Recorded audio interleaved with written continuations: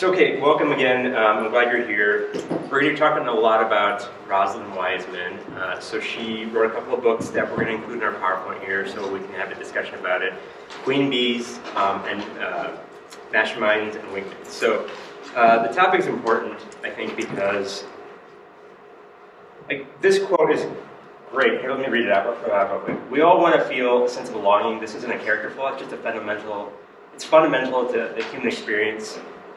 Our finest achievements are possible when people come together to work for a common cause. I say this because I think part of conflict resolution at school and at home is to help kiddos navigate those dynamics as they are important for human development. And they also help with setting boundaries, resolving conflicts, and help the student become an ethical leader. We talk about that at St. Paul's, an ethical leader, a compassionate, engaged citizen, which is part of our mission statement. And we all know that as a St. Paul's community, faculty, parents, and kids, if we are part of a group, we seem to work together better. And so that's why I think this quote really applies to what we're going to talk about today and our community. I don't think I realized how enmeshed our community was until I started working here. I came here as a parent in 2020 when COVID happened, so I didn't even come inside. But I think I've appreciated how much more the community is involved and how we're just enmeshed. So I think being part of a group is really important. So the suggested resources. So at St. Paul's, we use a variety of programs to support these skills, skill development, conflict resolution, boundaries. But we also believe the following books are important. So has anybody read any of these? Queen Bees and Wannabes and Masterminds and Wingmen. So Mean Girls, the movie, based off of this one.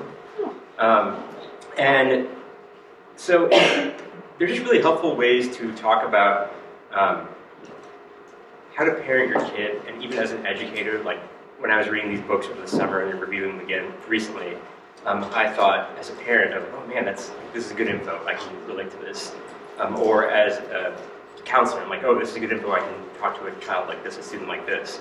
And so we have these, so she has this for girls and then this one's for boys, and so she does it like that because through her lens, when it comes to empowering and navigating these genders, it looks different. And so I want to make sure that we kind of have an understanding as to why we're going to look at this in a different way when it comes to how she identifies genders with boys and girls over the thousands of students that she's kind of interviewed and met with on how to navigate conflict. And so that's some of the roles that the kids play in their social dynamics. So, goals for today, 3 goals. Understand the social dynamics and power struggles that children have in this school and in general. Develop tools to help you all and to help educators help your child through all this stuff. And then connect with each other. So I think it's really important for all of us to connect as parents and staff and community to have that sense of belonging of like, hey, is this my kid only that's acting like this? Or how did you get through this? I know I appreciated middle school parents when I'm thinking about my own kids and what they did and what worked and what techniques they had that didn't work. So I like that connection part. So our goal is to help you understand what social issues that your student might be having at all different levels, lower school and middle school, and then developing tools to empower them to navigate these dynamics.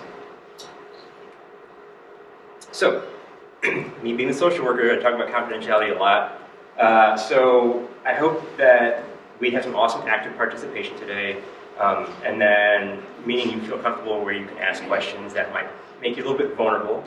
And then if you have specifics, I just appreciate if we don't talk about names, and even if we have a recording going on for other parents, but if we do talk about things outside of this discussion, it's also not like leaving names out. And then open to different opinions. We all raise kids differently and have different types of values that we hold higher than others. And just be open to some of these thoughts and discussions that people might have and these opinions that people might have, and maybe it'll enlighten you as well. So that's kind of what I want to just remind you all about. So the agenda, what are our kids experiencing? We'll talk a little bit more about this here in the next few slides, but as your kid ages, their priorities shift as they get older into grades. Then I also want to talk about bullying versus what's developmentally appropriate social conflict. I think bullying gets used a lot. And so I recently did a chapel lesson on what bullying is and what meanness is. So we're going to talk a little bit about that too, so we can help our kids use the right language when it comes to conflicts that they have with their peers. And then Mastermind and Wingman. Queen means the mastermind. So we're going to talk a little bit about who Rosalind Wiseman is and the gender differences, which I kind of mentioned, that she has her lens when it comes to boys and girls. So we're going to talk about what your students are going through, what you all can do to help, and then we'll end with group discussion and scenario discussion to see what you all would do in these specific instances. And there's no right or wrong when we get to these discussions. I think it's more just like, hey, let's talk through this together as like a team. Okay, so first, what are our kids experiencing? Okay, so things your child wishes you knew, according to Rosalind Wiseman. She has a lot of good points. I have a ton of notes going through this, and my wife would know this, but I am not a reader or a note taker, but she had so many good points that I was like, wow, this is really good information. So they just want more conversation. So I think she said 70% or higher of her students that she's interviewing out of all these schools she's been to say they just want more conversation with their parents. It might seem like they want less as they age because they just don't talk as much, but older kids are still saying the same thing. They just want you to be part of these conversations. Like, put your phone down. We talked a little bit about that at Screen Sanity when we talked about discussions when it comes to just your kid wanting to be part of your kid wanting to be in your life, and then vice versa. And so I've learned this also through my peer group and with my own kiddos, that sometimes venting doesn't mean I need to fix the problem, right? Just listen. So like, if they're venting to you, they may not want you to interfere. Like, they're just venting. We vent. I vent. I know that. And I don't want Molly to fix all the problems all the time. I just want her to listen. And then they want parents to show interest in their passions. So, me having 3 girls. Thank you, Taylor Swift, for getting my kids involved with football this year, because I like football a ton. But before that, they couldn't care less about football. So that's where I need to find interest on like what I can connect with my kids and what their passions and interests are. So recently, my oldest started watching a show that we both connected on, we both like. And so like we've kind of catapulted our relationship forward a little bit just by finding out what she likes. And then judgments around their friends. This is a big one that I've really emphasized with parents, only because these kids value their peers a lot, especially as they get older. So the more that you judge or make comments about their peers, like they're going to be friends with these kiddos, the more they're probably not going to talk about their friends because they don't want to hear that. So yeah, I think that was really important. And then they want to hear that adults are proud of them, just like you and I would. Hey, great job at doing your work. Great job being a dad. They want to hear the same thing. Great job with the A. Great job in sports. Great job putting your best effort forward. This is what I was talking about when it came to like shifting priorities. So parent validations are big. So kindergarten, preschool, Dad, you like Taylor Swift? I mean, I have to. So yes, I do, because that's what got my validation, right? As they get old, these priorities shift to their peers. They don't really care about what you guys have to say, sorry. At most of the time, you know, they really value their peers a lot when it comes to clothing, ideas, subjects, music, all sorts of things. So that shifts big time. And they're self-focused. As they become older, they're really focused just about themselves. All eyes are on me. Everybody saw me walking in late. Everybody hates me, right? So it's all about them. So that starts happening as they get older too. And then what's like hormonally and brain development, where's that at? So we all know that there's big shifts in kindergarten and 6th grade when it comes to brain development. And so girls are 2 years kind of ahead in maturity when it comes to all of these brain developments than boys are. But when it comes to conflict resolution, we're treating the boys thinking that they have the same maturity level as the girls think that they don't. And I think COVID's been a little bit emphasizing that a little bit more as well. So that's something that we need to also think about when it comes to being aware of when we talk to our kids. And then here's the bullying versus developmentally appropriate social conflict. So what I say is bullying is intentional, it's a power grab, and it's repeated. It's targeted at individuals, it's thought about. Versus being mean, I could walk past another peer of mine who's building something blocks and just kick it down. I thought about that, so that was intentional. It's power grab because it's control, but it's not repeated. It was just me being me.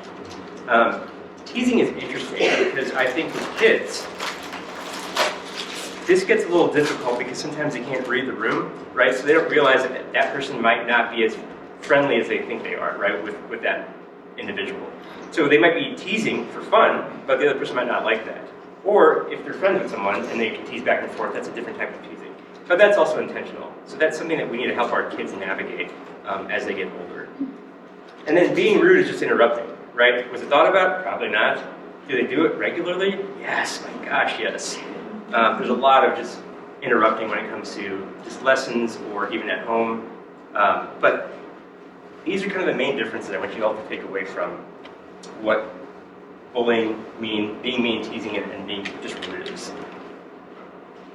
And that way, when we talk about it with like staff or me or other parents, we can have a better idea of what's going on in the school culture or with their own kiddo. Do you feel like the kids understand the difference between bullying and mean? I mean, I know as a faculty we're working on that. Yeah, I hear them say like bullying a lot. It's become like a buzzword for the kids to say. So then I think it's thrown out there. Mm-hmm. And then it can be very hurtful because of the way, I don't know, I'm just curious if the kids talk about it or how you talk about it with the kids. So if they say something to me about, hey, I'm being bullied, I'm like, okay, tell me about that. And then I'm like, okay, is it really bullying? It's like, we'll talk about what's going on right now, but is it just being mean? So I know I address that, and I think staff do a pretty good job of it as well. I agree. Yeah. One thing I would add to that too is some of it can depend on age level too. I know once they get into 6th grade and into the middle school and start to become more comfortable testing boundaries, one of the things that also then becomes a part of that is understanding how to utilize language to get a certain reaction from the adults around them. So like, let me tell you how many times I walk by an 8th grade table where they're like, Miss Ho, this person's bullying me, and it's a like pull for attention to come into that group and then be almost like playing, right? And so at that point, it's safe to say they do have a pretty good understanding of exactly like what that term means and how much power it wields. But we absolutely also do have students who are younger. I can think of a scenario right now with 6th graders that are really close friends, but they annoy each other constantly. And so we have done a lot of work this year with this particular set of friends to help understand that conflict that's going both ways, that's with people that care about each other and want to maintain their relationship, is not necessarily bullying. There's not necessarily like a power dynamic at play there, and it's not one student trying to use like hateful language, threats, harassment to target another student. It's kids that are very close and have been very close for a long time and cannot figure out how to leave each other alone and still be friends. And so there are some nuances there for sure, and it's helpful for us to have that language together too so that we can kind of course correct. But that's a very long way of saying it varies. Yeah. So one of the main takeaways along with the definitions I guess here is that conflict is totally normal at this age, even younger. I mean, it's going to happen. I see this even in the ECC with like little kiddos. So just know that it's normal that they're going to have conflict. It's more so of how can you help your kid with that conflict and give them the tools. How can we do that as well? Yeah, and if I can add just one more thing, what we'll be talking about today are different tools that your kid can use to advocate for themselves where it's appropriate. And this is another reason why bullying versus teasing is so important to distinguish. Because anytime somebody is making a threat to your student, anytime somebody is using hateful language around identity, anytime that something is escalating to the point where your student feels unsafe, that is where we take that responsibility out of a kid's hands because they can't navigate that. But that's also not the bulk of what sort of conflict we see, to be really clear. That is an outlier. To have that happening is pretty extraordinary. It's not that it doesn't ever happen, but day to day what we see is just meanness, right? Kids struggling to figure out how to be gracious with each other. And so, when they're younger, when we're talking about, right, like Lisa's age group in, 1st and 2nd grade, we take on a lot more of that responsibility. It's appropriate for us to do that and say, you don't have to go to that play date. Or maybe ask a teacher, hey, maybe my kid shouldn't sit next to this kid anymore because they're talking a lot at home about stuff that's happening. And then as they get older, how do we start to take the training wheels off so that that student can go to the teacher and say, I don't want to sit next to so-and-so, or so-and-so, I don't want to sit next to you because the stuff you're saying hurts my feelings, and I don't accept that. Full stop. That's the ultimate goal, right? Right. For the kids to be able to handle it. Exactly, because that's what they'll have to do in high school. That's Right. what we have to do as adults. Right. And everybody, to be clear, it's a spectrum, and different kids are more mature and ready for that at different points. But that's always what we're working towards. So, and some of it, there's lots of gray area in the situations, which is why the scenario conversations at the end, I think, will be so helpful. Sorry, go ahead. No, you're good. So I think with Mrs. Hood talking about the meanness and the kids trying to figure themselves out, that moves us into our next slide. It's like, why are they being maybe mean, and how are they trying to figure themselves out? So going to the next slide. So based on Rosalind Wiseman's her own personal accounts of interviewing thousands of students, this is what students are saying about their schools, right? 10%, they think about 10% are the elite, popular, and powerful students, right? The cool kids. But look at this majority. It's 75% of other kids are just in the majority of it, either trying to get into that elite group, have their own group, or are content where they're at. And then 15% are outliers.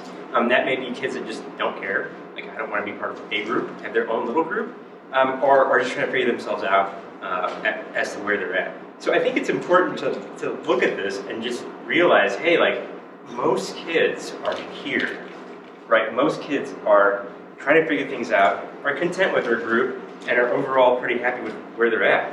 And I think this helps when it comes to trying to figure out,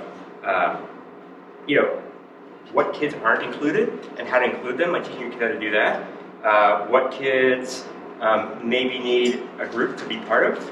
And it also helps us figure out that how to talk conflict with where our kid might be in the group circle.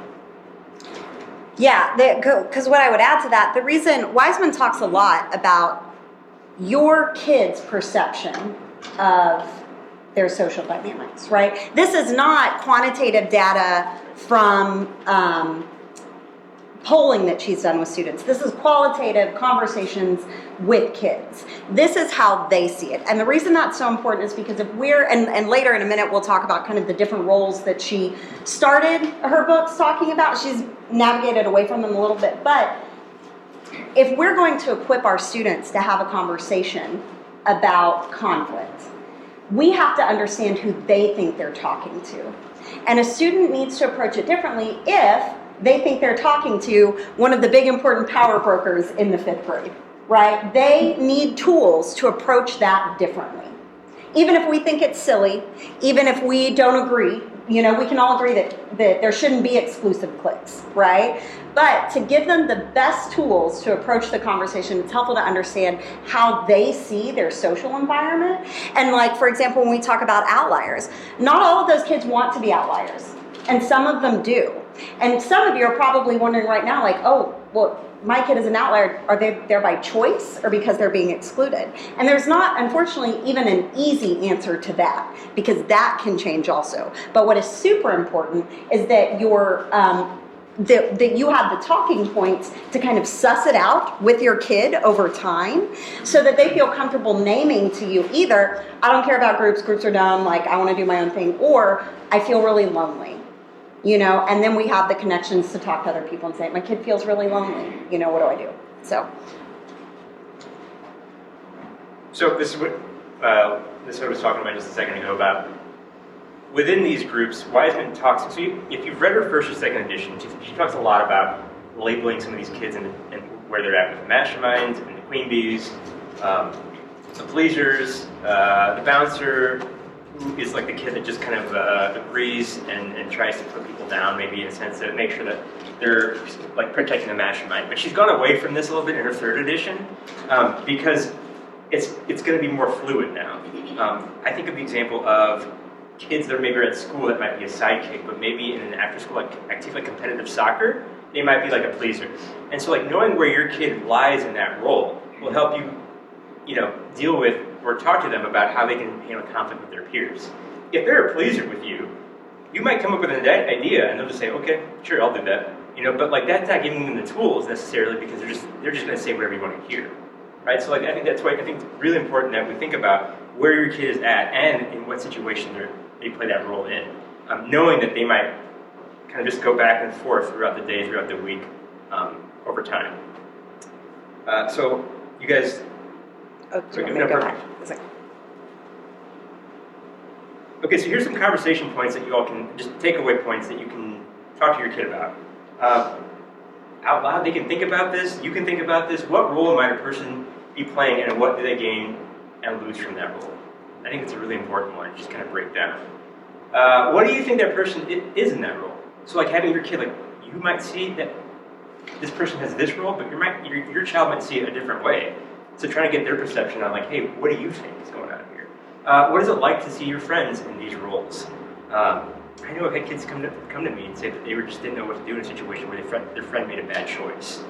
Right? So it's nice to get their opinion on what they think that felt like, what they think that other person felt like.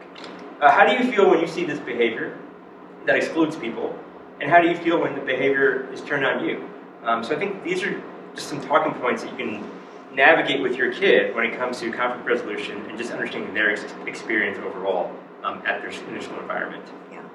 And what Wiseman talks about a lot is that it's super, super important not to tell your child what role you think they might be in, never to label, but always to have a posture of curiosity. One of the kind of go-to talking points that she uses over and over again is, I'm reading this book and they're talking about how like these kids in middle school say that these are the people in their groups.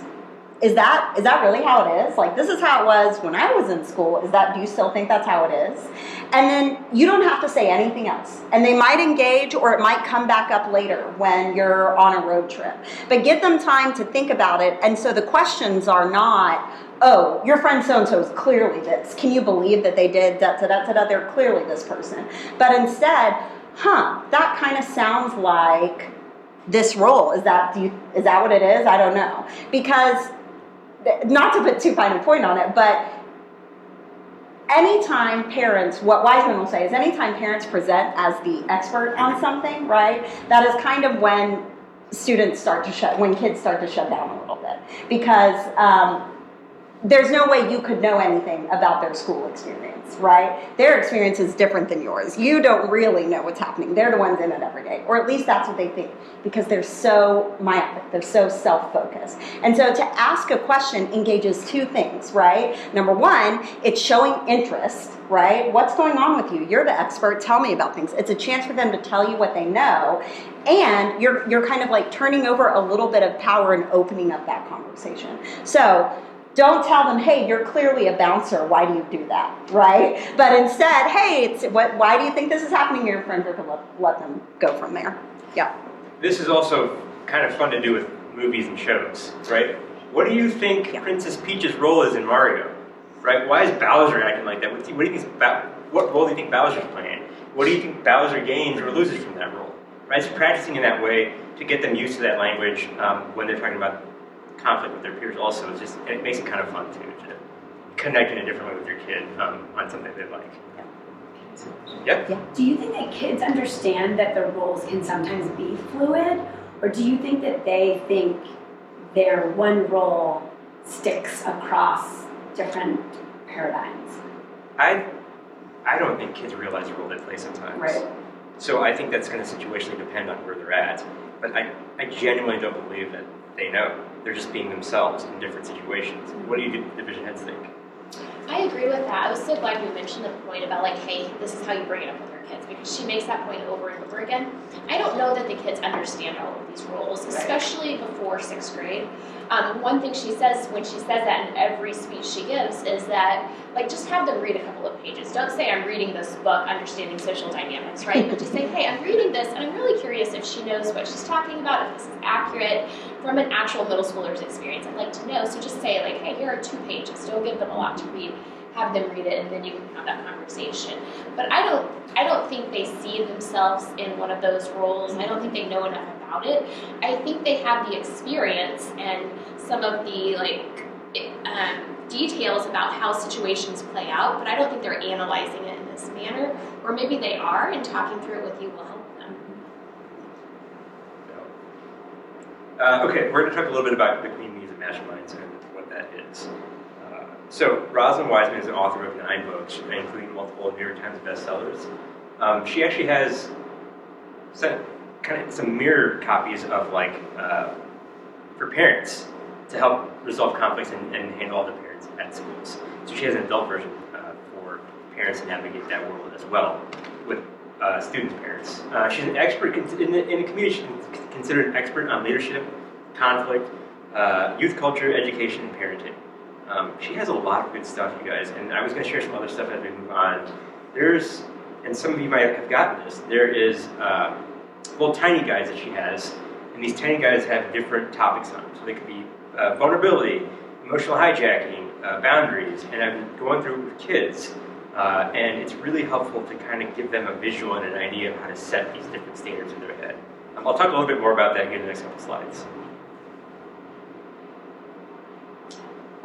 Did you want to introduce it? Sorry. Yeah, so we're going to talk, she's going to talk about how to talk with kids, just how to have a conversation with them that gives them some dignity. I like that Mrs. Hogue said that they're the experts in middle school because they are, right? They're the ones experiencing day-to-day stuff. So she's going to talk a little bit about how to talk to kids. It's about a 9-minute slide. Following this, we'll have one that's just an audio. That'll be about 4 minutes.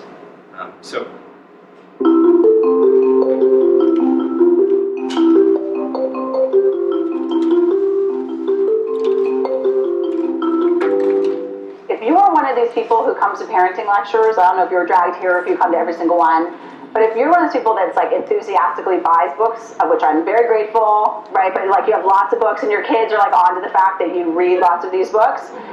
Anything that anybody gives you, like I give you, somebody else gives you, if you think that this is relevant to your child, I would suggest to you that you do not go home and say that to your child, because your child has their own life. And I could be wrong. If you read something in here or whatever, what I've read or written or somebody else, just say to the kids, to your sons or your daughters, you know, I saw this person, I heard her speak, I heard another person, doesn't matter, me or anybody else. I don't know if they're right. So could you read this 2 paragraphs or this 2 pages and tell me what you think about it? Because then you're actually engaging your child in a conversation about their life, and you're not assuming that what I'm saying is right. And that is respectful to your children. The Latin definition of respect is to look back at someone's achievements and admire them or give them credit. Dignity, dignitas in Latin means to be worthy. So dignity, by the way, is the given. Regardless of how old you are, or you are always have dignity. But I actually believe that respect is earned. And this can be really countercultural to some people. I think that adults don't necessarily merit respect. I think they always merit dignity like everybody does. But one of the realities is that young people are seeing adults who don't merit their respect. If we want young people to buy into listening to us about anything, we have to acknowledge the messiness of the adults in their lives. When we do that, I think young people very much come to us and engage with us and want to have a conversation and will tell us what's going on in their lives. Now, here's a really big deal between drama and bullying. This is a very big deal for me. Everything is not bullying. There is so much stuff on bullying, and it's gotten to the point where if a kid gets excluded from a party, that is bullying. That is not bullying. Now, that could be very painful and difficult for your kid, and it's a terrible situation, and that's painful. It is not bullying. Here's the definition. Bullying is repeatedly abusing or threatening to abuse their power against another person. It is about stripping somebody of their dignity, and it is usually about saying you don't have the right to be because you are this way. You are inherently this way. That is why it is so connected to homophobia, sexism, racism, where you come from, your socioeconomic status. It's saying what you are is not acceptable. That is different than drama. Drama is a conflict between 2 people that's exciting. This is how kids define it. It is not taken seriously, and other people can gossip about it. Now, drama can be hurtful, and it can be distracting, absolutely. But here's the issue with bullying, too, is that kids think that adults and parents are labeling everything bullying. And we have to be clear about the words that we use, because words have power. So the way usually people like me come and talk about bullying is this way.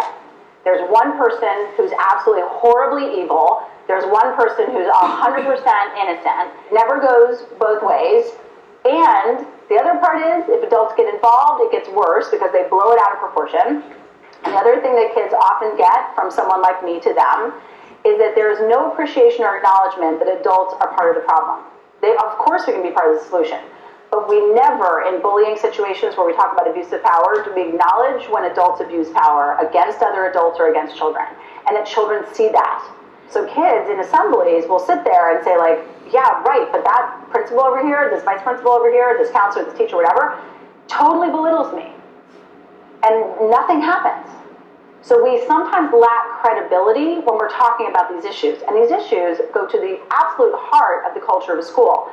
So this is what a typical thing that a teacher will say. Every conflict my students get into is not bullying. I'd like a solid definition of bullying, so we're not crying bully when we should be helping kids work through average teen drama. Now, it's really easy, though, to be patronizing towards kids' stuff, right? This is average teen drama. But that average teen drama can be really hurtful. And when your kid comes home and tells you about something, like not being invited to a party, you can obviously, and you have my blessing for whatever this is worth, to hate the child who did not invite your child to the party. And hate the parents who did not invite your child to the party. But you can't have that manage your behavior, right? Because then if you manage your behavior, then you're a crazy, anxious parent. And that is something to be avoided if at all costs. Sometimes you can't be helped. None of us wake up in the morning and be like, oh yeah, today I want to be a crazy, anxious, micromanaging parent. Nobody does that. But we all have moments where we feel like this. The benefit of being an adult is supposed to be that you manage your behavior and you're self-aware of it. And you don't get to a place where the self-righteous, understandable, self-righteous feeling of I'm a parent, you've messed with my kid, now I have to destroy you, rationalizes all of the feelings that you have to go to the school, right? So like when a parent says, I'm going to go to that school, I'm going to go to the school, I'm going to take care of it, right? Taking care of it does not mean this child has to be expelled from the school right now, and if you don't do something about it, I will. Taking care of it should mean, how does your child learn how to be socially competent? How do they learn how to get through a really hard time? Maybe they're not going to get everything perfect, but that they can get through the school and they can go to school and engage, and that they have the confidence that their parent has the confidence in them that they can get through hard times. That's taking care of it. It is not making ultimatums and threats. I do realize, and I certainly appreciate as a mom, that my kids will say I'm freaking out if I raise my eyebrow, right? If I sigh, it's like I have completely lost my mind, right? I do sigh, and I do raise my eyebrow. They're sort of right about that. It's just quiet, right? It's quiet. I'm not freaking out. But freaking out when you are advocating for your kid, and you go to the teacher, and you start being very assertive. Not talking yelling, but like super assertive, like it's scary. We can be in a place of like, I'm coming from a good place, I'm advocating for my child, I'm in the right. The problem that I have heard from kids over and over again is if they have parents who do that, they're rarely going to tell their parents anything, because if they're going to freak out about that, God knows what's going to happen if your child tells you about something else, right, that they're having a problem. So ironically, and this is one of the confusing, crazy things about being a parent, we're doing something from a good place. We're advocating for our kids, and we want our children to talk to us, but if we advocate like a crazy person, our children will not talk to us. It's really important because we want our children to know that when they come to talk to their parents, that their parents are a source of comfort, but also a source of thinking things through. Not necessarily to fix the problem, but to think things through. One of the things about boy world that's complicated is that there's never a line that's not funny. And if you as a boy say that something's not funny, then you're uptight, you're gay, or you're being like a girl. There are things that happen that are not funny, right? And so how do you get to a place where boys are able to say to each other, what just happened is not funny? The racist thing that you just said is not funny. Now, I don't know your children. I just don't want you to make the assumption that because we say racism is bad, they therefore internalize that and then know how to talk about it. We have to have constant conversations about what this looks like so that they can speak out. If we want a chance of them being able to speak truth to power in difficult moments now and as they get older, then we've got to have these really tough conversations. And it starts with understanding the complexities of boys' lives. Those of you who have middle school girls, when people say to you, so how old are your kids? And you say, I have a 13-year-old girl, I have a 12-year-old girl, 11-year-old girl. Very common for people to go, oh my God, oh, those mean girls, oh, that's so terrible. And then what we say about boys is, girls are so hard, and boys are easy. Now, when we say girls are hard, I think that's really horrible to girls, because it says to them that the legacy they deserve, to have strong relationships with girls that they can depend on, that's not what they should expect. What they should expect is girls to be horrible, terrible people to each other. What we need to be saying is, girls have conflicts with each other, it can be really, really hard. But what you deserve and what you can get, if you work hard on it, are friendships that you really value and that you can count on. On the other side, saying to boys, you're so easy, first of all, they're not that easy. They have complex situations in their lives and they don't feel they can talk about it because boys are simple. If we want boys to be emotionally complex people who will like have healthy relationships with people, they do have the right to have complex feelings about it. But we say boys are easy and boys are simple. So it says to them, if you have any problems with that, if you feel differently, there is something inherently wrong with you.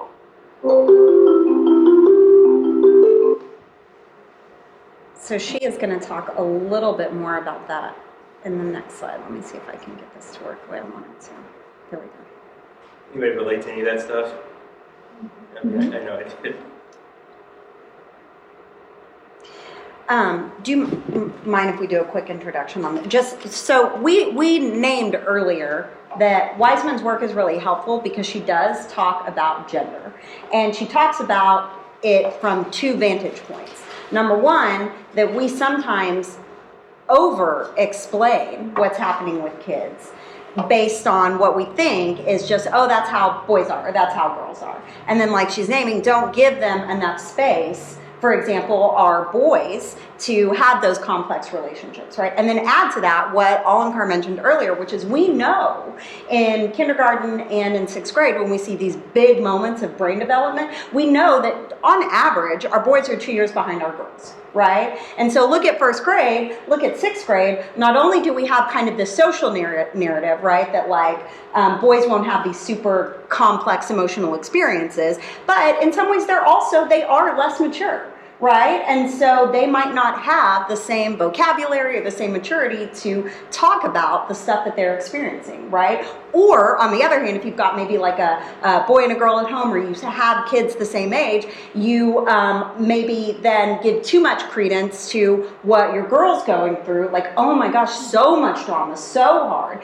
and then start to maybe stop listening to some of the complexities of the girl experience, right? And then on the other side of that, so there are two things happening at once, right? Sometimes we're using the boy experience or the girl experience to oversimplify what they're going to, but also not paying attention to the fact that because of the socialization pieces, there are things that are really different and different ways we have to approach them, different ways we have to approach their conflict and sometimes give them different skills.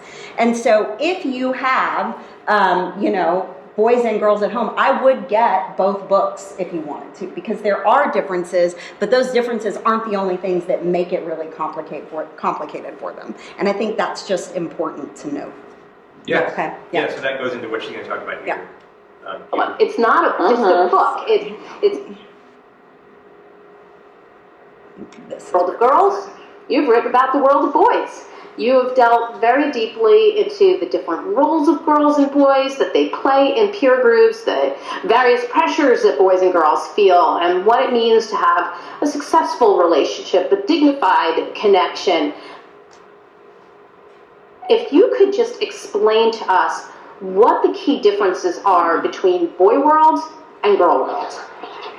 Well, I mean, for me, boy world and girl world are what the culture, everything you know, but have never been done and taught. Just how boys learn what the culture and people want of them and expect of them. And a lot of times those lessons and those messages are not, they're not explicit. And sometimes they're explicit and sometimes they're not. And for girls too, that there's these rules that we learn that we oftentimes don't realize about what's expected of us.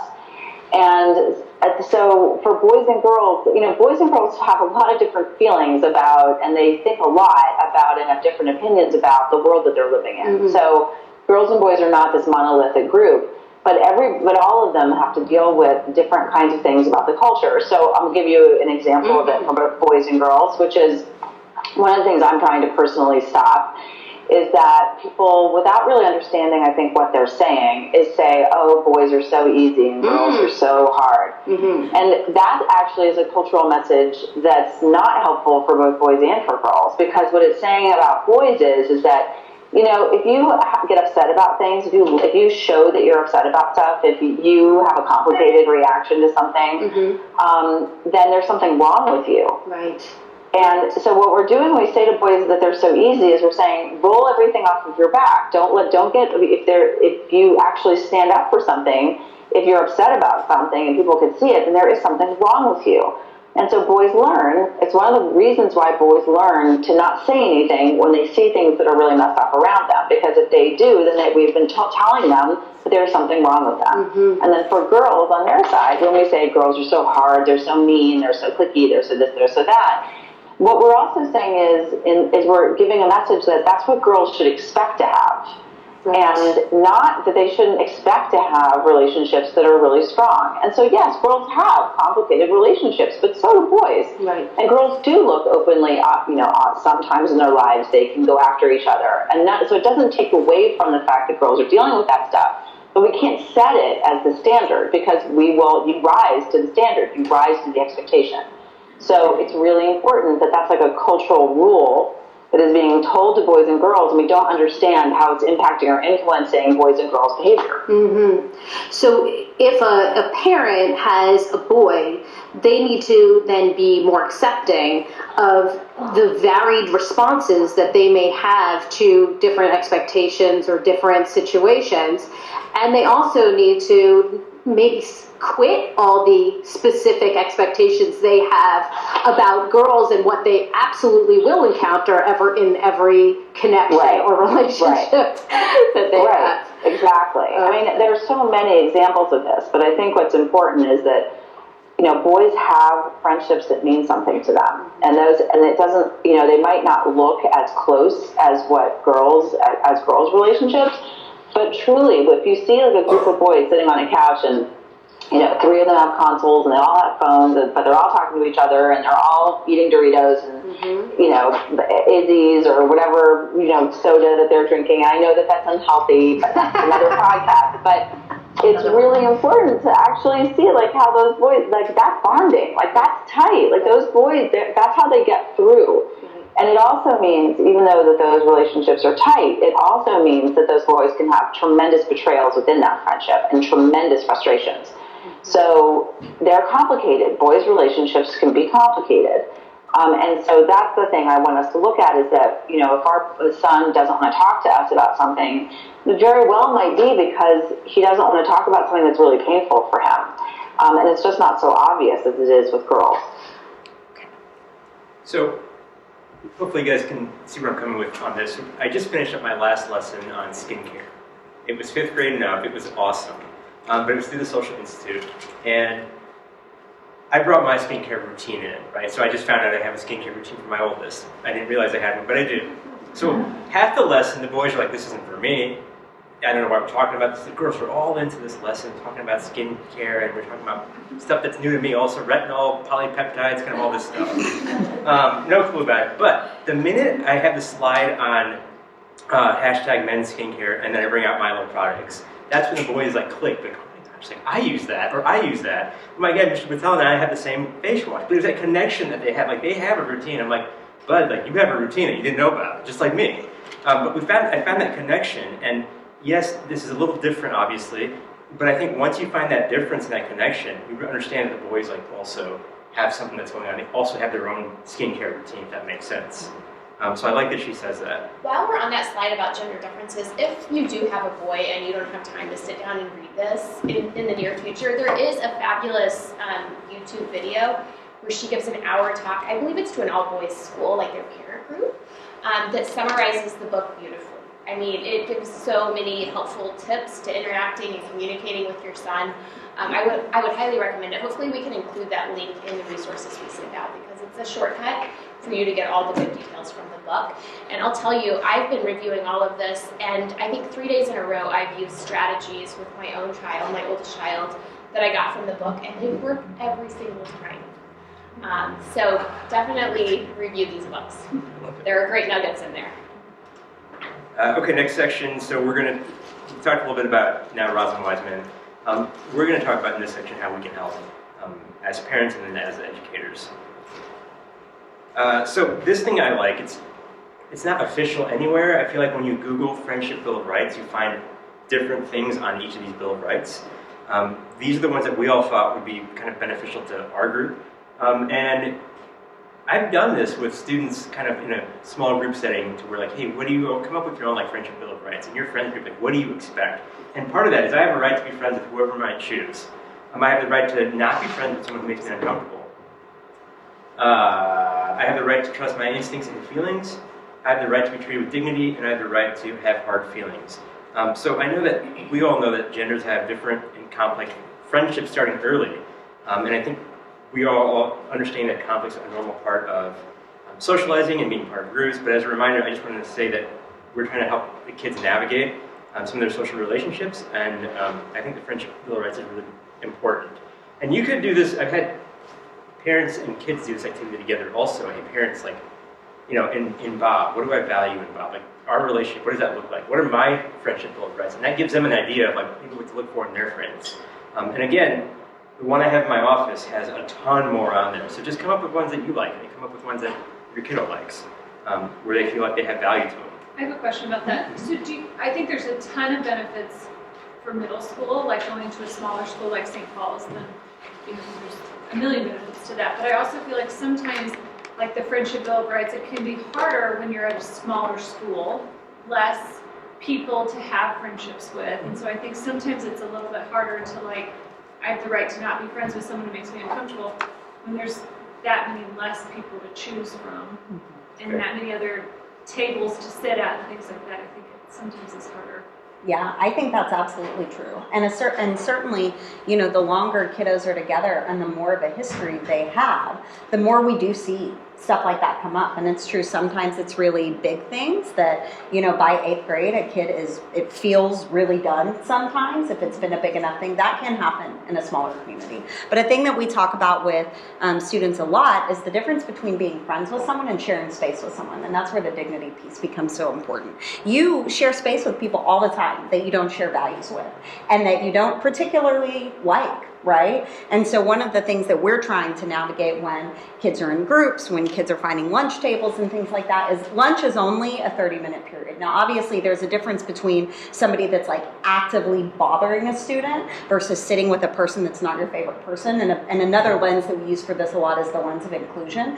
Like, what does it look like to take this 25-minute part of your day? That's an important part. It's an important time for socialization. But what does it look like to include maybe outliers, right? People that don't maybe get included somewhere else. Or what does it look like to practice a skill and sit next to the person who's really bothering you, really obnoxious in English class? And then additionally, what skills do we need to hone or practice if you need to make a decision, I really can't sit with this person. There's enough that's happened that this is detrimental enough to me that I need to come up with a different plan. And then what does that look like? So there are lots of ways that they can play out, but it is true that is part of being in a smaller community. Sometimes it can feel really small, and that can be hard. And as we get, my kids are younger, obviously, but as we get to the middle school years, do we allow the kids to kind of make those choices themselves, or are we kind of help? Some of the examples you gave, are you guiding them towards those opportunities, or is it? Yeah, that's a great question. It's both, and those are your conversations, my conversation, all in Cara's conversations. The conversations next year with Mrs. Frisbee. That is where we say, "Hey, it sounds like Lucy's really bothering you. Do you want to keep sitting with her? Do you want me to talk to Mrs. Freeze and make sure y'all aren't in the same group? Do you need to have a bigger conversation? Do we need to facilitate a dialogue? No, you don't want to do that yet? Well, if you're not ready to say, this really bothers me, then you're going to find yourself having to suck it up more often than you want to, right? What does that look like? How do you feel about that? Talk to your parents. What do your parents think about that? Oh, you see this person at gymnastics all the time too? Okay, that adds another layer. Let's talk about it. And some kids need a lot more hand-holding. And then I have had some that walk into my door at, September of 6th grade and sit down and say, we want to talk to you about a fight we had. And I say, okay, or they walk into Mr. Mattel's office and say, they did this and it really hurt my feelings. We want to talk about it. And so we try to support, and some get all the way through 8th grade, and it is true, still aren't quite having those conversations on their own. And that's okay too. But it varies. That's a long answer to say, it really depends. But a lot of it is asking questions. How do you feel about, what are you ready to say? Are you ready to tell them that you don't like that? Are you ready to tell them that you told me that they keep saying that to you? And if you're not ready to do that, then let's talk about what little steps. Do we need to move your locker? Do we need to go so far as to like change your special schedule so y'all have less classes together? Maybe we do. Kind of like that. What are you guys doing to encourage kids to come to your office and do those things? Because I would have never done that. Yeah.